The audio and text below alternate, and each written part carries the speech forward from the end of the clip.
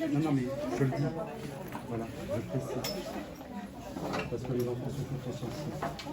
Merci. Bonjour, Oli. Donc nous sommes au collège Émile Hugo, qui est un collège qui est aujourd'hui inaugure ce qu'on appelle une unité d'enseignement externalisée. Cela veut dire que des enfants, des jeunes qui sont déficients visuels, qui sont au centre accueillis par le centre médico-social de l'IRSAM, sont aujourd'hui scolarisés dans un collège ordinaire.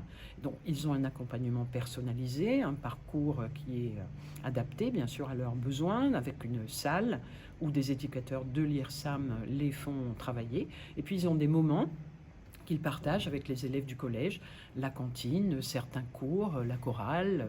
Donc nous faisons ce qui est possible pour que ces enfants aient une scolarité la plus ordinaire possible, en milieu ordinaire, avec un accompagnement qui est adapté à leurs besoins, qui, en l'occurrence pour ces élèves, sont des déficients visuels.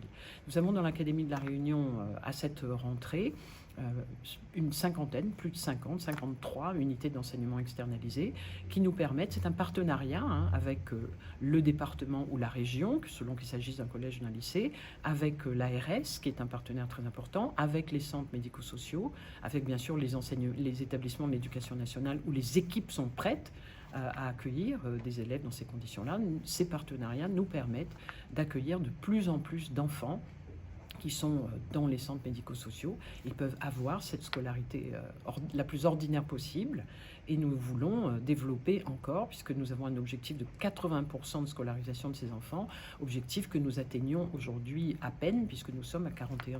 Nous avons encore beaucoup de travail à faire pour développer ces structures avec nos partenaires. Comme vous le disiez ma collègue, Madame Regnault, principale du collège, moi je suis principal adjoint et j'arrive de l'Académie de Créteil.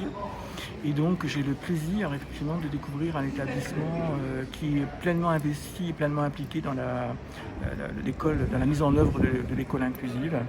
Donc je veux dire, c'est une équipe très mobilisée, des enfants qui sont heureux d'être là.